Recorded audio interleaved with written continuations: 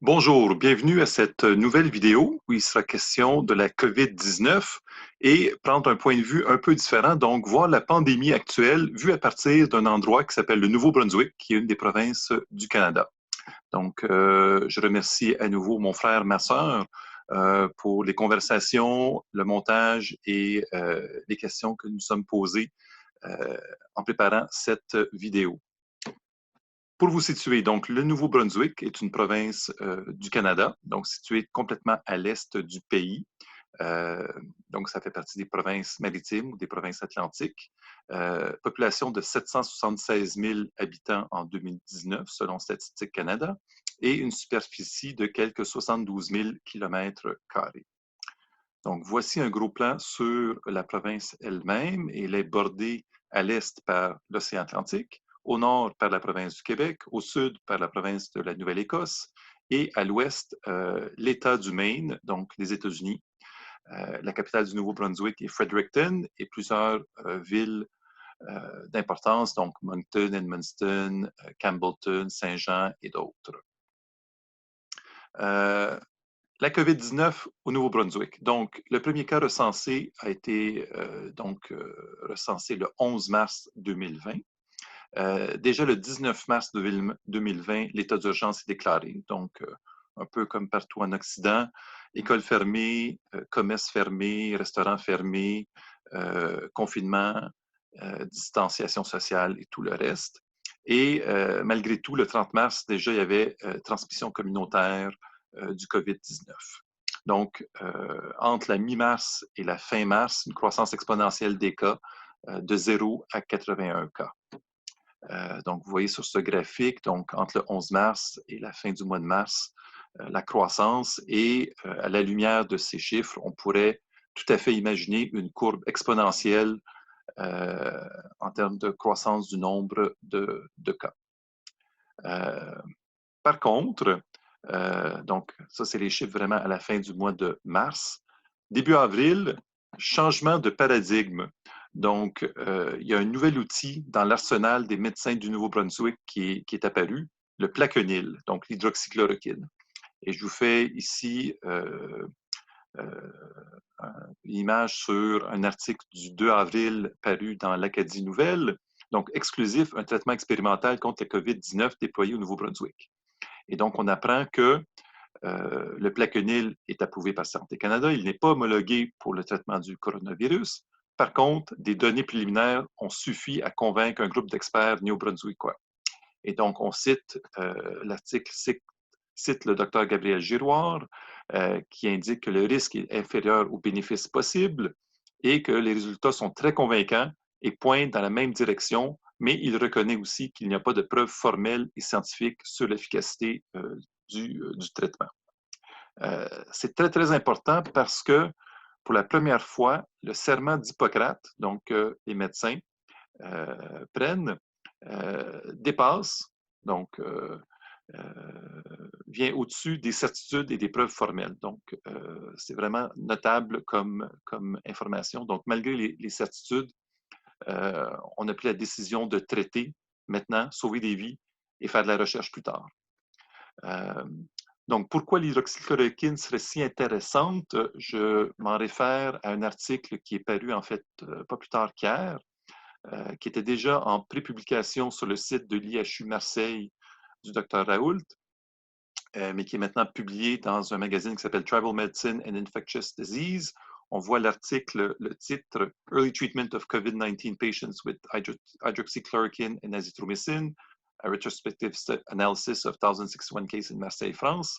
On peut se demander, est-ce que ce magazine est sérieux?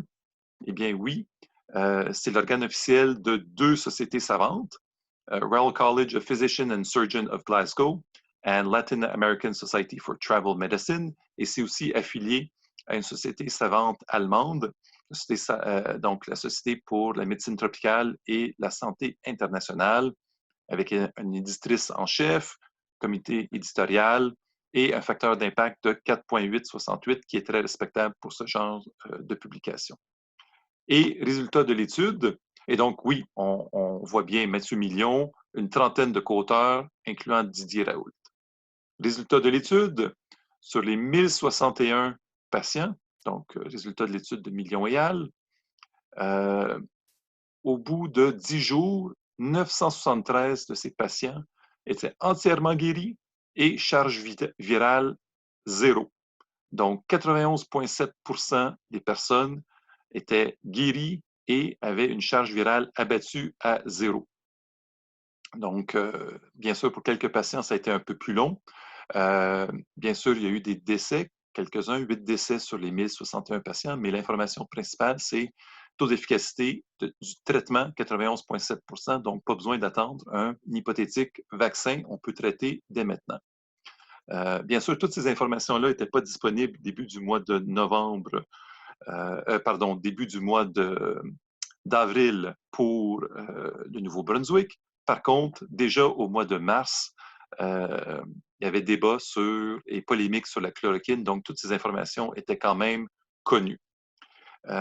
Donc, on peut se demander quel a été l'impact de l'hydroxychloroquine sur la courbe au Nouveau-Brunswick. Eh bien, voici l'information en date du 5 mai. Donc, le 2 avril, avant l'hydroxychloroquine, on voit la montée en charge du nombre de cas. Et après l'hydroxychloroquine, vous vous souvenez ici, on pouvait imaginer une tendance à la hausse, une exponentielle. Bien, après l'hydroxychloroquine, on a une vraie courbe aplatie des cas qui, bien sûr, a continué après le 1er avril, mais très rapidement, parce que les charges virales étaient abattues, on tombe à un plateau absolu. Et donc, si vous étiez au Nouveau-Brunswick, vous aurez pu lire des manchettes qui disaient « Tous les néo-brunswickois infectés par la COVID-19 sont désormais rétablis ». Vous avez la référence de l'article que je mettrai en bas dans les références. Vous avez pu lire une 16e journée sans nouveaux cas de COVID-19 au Nouveau-Brunswick. Vous aurez pu voir ce type de tableau où il est question, il est question ici de 119 cas. Il y a un cas actif, il y a une personne qui a été détectée positive à l'aéroport de Moncton, un petit peu tout juste avant que cette capture d'écran soit faite.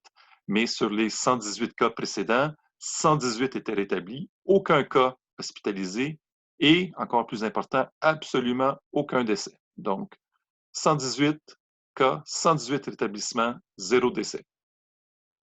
Ce qui est quand même assez exceptionnel. Bien sûr, le Nouveau-Brunswick a eu ses défis. Donc, évidemment, avec le confinement, les personnes âgées ne pouvaient pas communiquer, ne pouvaient pas voir leurs proches. Donc, le Nouveau-Brunswick a fourni des iPads dans les résidences de personnes âgées pour qu'elles puissent communiquer avec leurs proches. Et donc, ça, c'est une information en date du 22 avril. Je vous rappelle qu'en même date, au Québec, on n'utilisait pas l'hydroxychloroquine, donc les charges virales n'étaient pas abattues. Et bien sûr, les patients infectaient le personnel soignant. Le personnel soignant s'infectait entre eux et infectait de nouveaux patients, et ainsi de suite. La boucle de la contagion n'était pas brisée, ce qui clairement a été le cas au Nouveau-Brunswick et qui n'était pas le cas au Québec. Donc, quelques questions d'intérêt. Donc, pourquoi le Nouveau-Brunswick n'est jamais mentionné dans les médias traditionnels, que ce soit la télévision ou la radio, comme succès du COVID-19? Donc, 0 décès, 100% de cas rétablis et courbe entièrement aplatie. Pourquoi la décision du Nouveau-Brunswick d'utiliser l'hydroxychloroquine n'est pas publicisée plus largement dans les médias? Et finalement, en fait, pourquoi les citoyens du Nouveau-Brunswick, eux, sont traités, donc ont droit à un traitement, et les citoyens du reste du Canada, en fait, ne sont pas traités. Ils sont uniquement pris en charge, hospitalisés, tout ce qu'on voudra, mais par contre, ils ne ressortent pas au bout de 10 jours avec une charge virale à zéro et en n'infectant pas leurs proches. Donc voilà, ce sont des questions d'intérêt public. Si bien sûr quelqu'un a les réponses à ces questions, n'hésitez pas à les partager dans les commentaires ou à la fin de cette vidéo, il y aura une section pour les commentaires. Merci de nous avoir écoutés et au plaisir d'avoir vos commentaires. Merci.